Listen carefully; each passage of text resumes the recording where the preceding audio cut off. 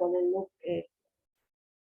el núcleo eucariota, la habíamos dibujado, hablamos de cómo es el tejido, de la pared de celulosa, de la pared media, pero no estoy encontrando tipos, elegir los 3 tipos de células vistos en clase. Después dice tipos de tejido, pero no estoy encontrando, capaz que me guías, ¿viste? Nos das unos tips, así como por dónde es. Bien, y miren, cuando empezamos, ¿sí? La clase pasada vimos célula vegetal, ¿sí? Ajá. Después de célula vegetal, yo dije que esas eran las generalidades, ¿sí? De célula vegetal. Y hablamos de tipos de células después. De tipos de células vegetales, ¿sí? Yo acá tengo lo que decís vos después, tipos de tejidos. Tejido fundamental. Habíamos visto después tipos de células, ¿sí? Después de eso vimos tipos de células.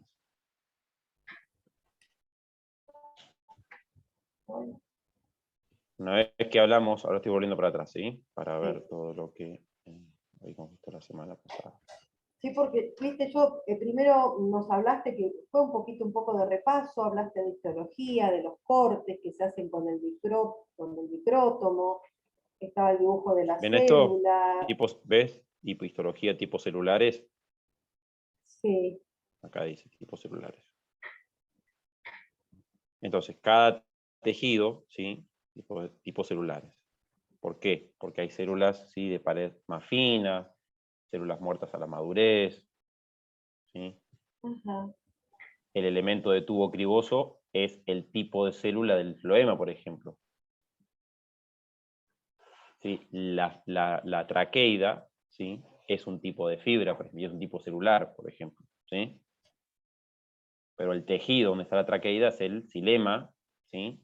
De la Eso sí. gimnosperma. ¿Me explico? Ahí con tejidos sí entiendo, lo que pasa es que no me encontraba los tipos celulares. Así bien claro, ¿viste? Como que lo puedo distinguir bien, tipo celular. Tipo de tejido, sí, pero tipos de células. Por ejemplo, ¿cómo es un tipo de célula meristemática? Y una célula de tipo meristemática tiene una capacidad mitótica alta, pared primaria delgada, núcleos grandes, isodiamétricas, ¿sí? Eso es un tipo celular. Ok. ¿Sí? Sí, está bien. Entonces, ¿cómo voy a dibujar una célula aislada? Y voy a dibujar una célula isodiamétrica de núcleo grande, ¿sí? Esta que vemos acá, la imagen arriba. ¿Cómo voy a dibujar, ¿sí? Una célula meristemática? Así. Una célula parenquimática, ¿cómo la voy a dibujar? Aislada, de pared primaria delgada o gruesa, dependiendo del tipo de parénquima. Si es colénquima, es más gruesa. Si es esclerénquima, es muerta a la madurez, tiene pared secundaria. ¿Me explico? Sí. Y a su vez, cada una tiene formas particulares, ¿sí? Parénquima empalizada va a ser de una manera, parénquima, ¿sí? Homogéneo va a ser de otra manera, parénquima, ¿sí? De reserva va a ser de otra manera, parénquima erífero va a ser de otra manera, ¿sí? Entonces, cada célula uno tiene una célula aislada, y a su vez puede dibujar, ¿sí? Un grupo de células conformando un tejido, ¿sí? Bueno, ¿Me ahí explico? voy, sí, ahí voy entendiendo. Entonces, acá, por ejemplo, en este esquema tenemos tipos de tejidos, ¿sí? Tenemos colénquima y esclerénquima. Si yo tengo que dibujar una célula colenquimática aislada, tengo que dibujar un circulito, ¿sí? Rodeado de una pared gruesa engrosada diferencialmente, ¿sí? Porque el colénquima se engrosaba de forma diferencial, pero con pared primaria, o sea que tiene que estar viva la madurez. Y si yo tengo que dibujar una fibra esclerenquimática, es un círculo solito con una pared secundaria muy gruesa, ¿sí? Y la tengo que pintar de rojo porque va a estar teñida de rojo. Cuando yo la vea al microscopio la voy a ver roja porque teñimos de rojo con safranina, ¿sí? Sí. Y las células colenquimáticas están teñidas con, ¿sí? Azul de metileno, se ven la pared primaria, ¿sí? Sí. También pueden estar teñidas con fast green, que fast green es otro, ¿sí? Colorante histoquímico que tiñe de verde las paredes primarias, ¿sí? También puede estar con fast green. ¿Eso se tiñe de ese color por la reacción que hace o porque Sí, le por la pones? reacción, por la reacción que hacen. El colorante ya es verde, o ya es azul, o ya es rojo, pero bueno, cuando entra en contacto con la pared, se pega a la pared primaria o se pega a la pared secundaria porque reacciona químicamente con la celulosa o con la lignina, ¿sí? En el caso de la safranina, ¿sí? Gracias, profe.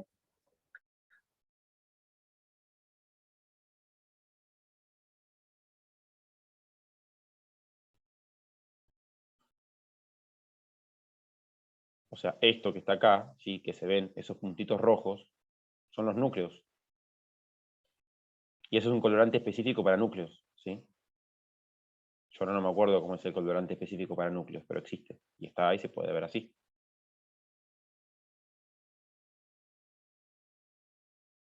Acá está teñido con safranina y con azul de metileno, las dos cosas. Entonces lo que se ve, ¿sí? Más rojito, van a ser las paredes, ¿sí? Y también, en algunos casos, se tiñe cierto contenido celular de rojo con safranina también. De componentes que son similares, ¿sí? O que tienen algo parecido a la pared secundaria, ¿sí? Pero es el contenido celular. No quiere decir, fíjense que las paredes se ven celestes porque son paredes primarias. ¿Se ve bien eso? El contenido celular se ve rojo, pero las paredes se ven celestes. ¿Se ve? Sí. Bien. Eso lo vamos a tener que identificar bien y perfectamente al microscopio, ¿sí? No puede haber errores ahí. Bueno, y ahora vamos a seguir. Hasta acá llegamos. Y ahora vamos a seguir, ¿sí? Entonces, ¿qué pasa? Lo que nosotros vulgarmente llamamos corteza, corteza de la raíz, o corteza del árbol, ¿sí? Es el tejido suberificado, ¿sí?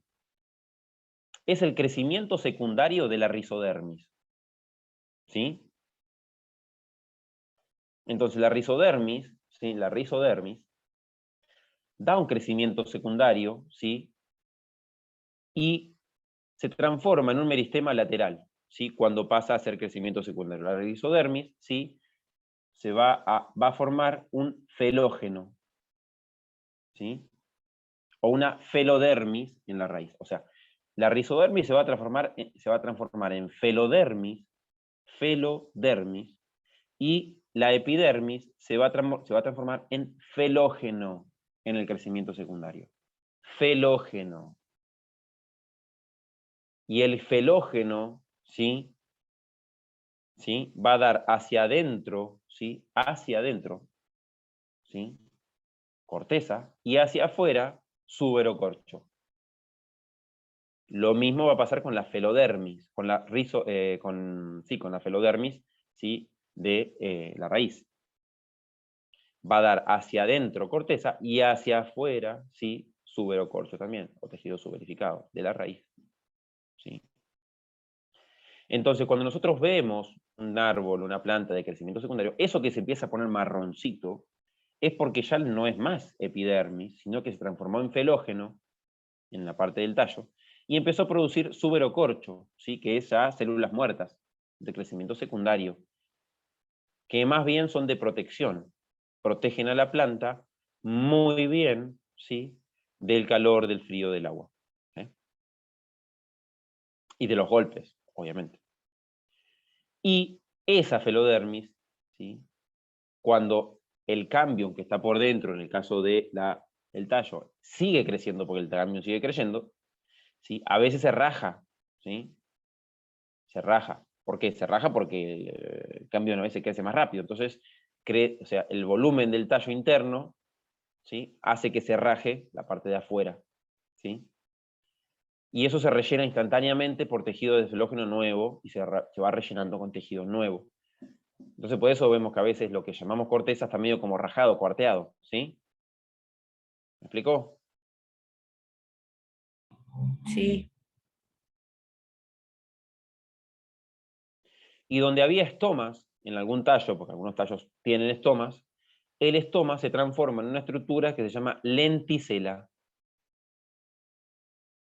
Y por esa lenticela es como que le estaba el estoma, queda un agujerito, pero tapado por fibras, y entra aire por ahí generalmente, por esa lenticela. Sigue entrando aire de forma pasiva, ¿sí? Pero eso es algo muy pequeño o se ve así. Muy, sí, casi no se ve directamente. La lenticera tenés que hacer un corte justo específico y engancharla, ¿sí?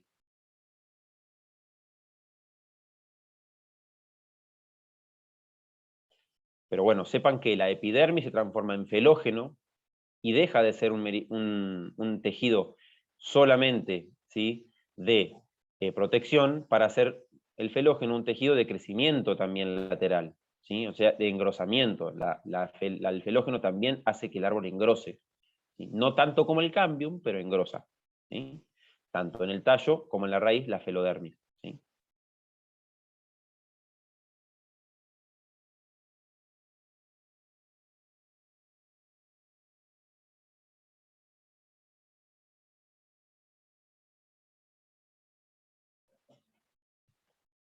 Entonces, en crecimiento secundario tenemos dos tejidos de crecimiento lateral que hacen que el árbol o la planta crezca en grosor, tanto en sus raíces como en sus tallos. Es el felógeno, ¿sí?, que es el meristema lateral, queda la felodermis, ¿sí?, queda hacia adentro corteza y hacia afuera rizodermis, ¿sí?, o suberocorcho también hacia afuera en el tallo, ¿sí?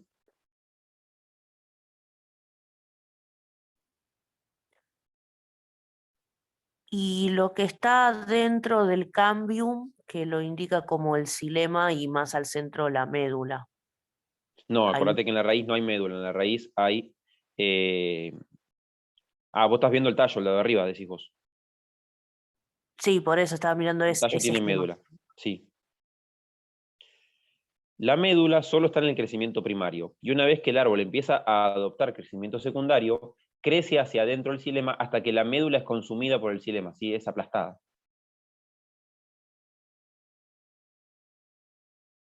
¿Y qué función vendría a tener la médula? No, la médula es un espacio que está ahí, ¿sí?, que en algunas plantas, ¿sí?, sirve de intercambio gaseoso, y en otras plantas es un espacio simplemente que responde al crecimiento primario de la planta, donde no hay un cambio desarrollado todavía, entonces ese espacio va a ser ocupado por xilema después, ¿sí? Ese espacio que está preparado o espera, ¿sí?, el xilema, ¿sí?, espera a la madera, ¿sí?, al transporte de agua.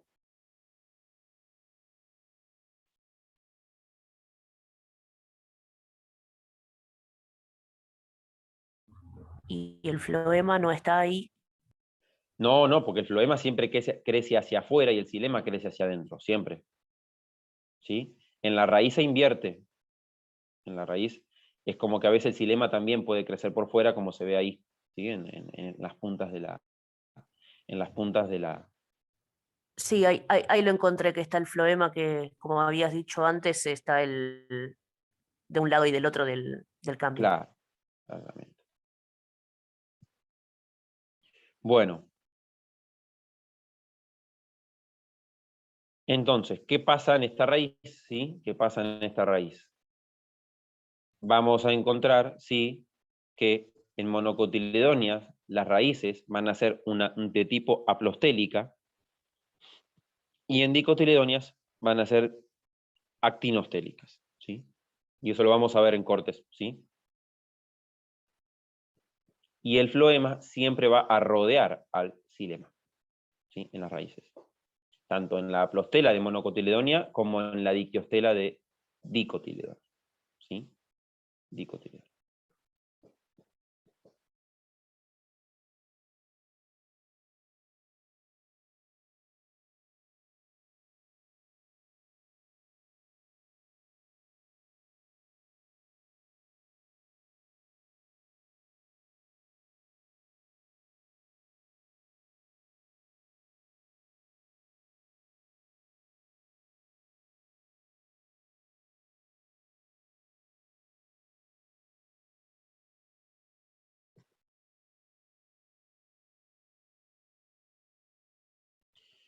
Bueno, y después ya vamos a empezar con lo que es todo lo que corresponde a la anatomía del tallo.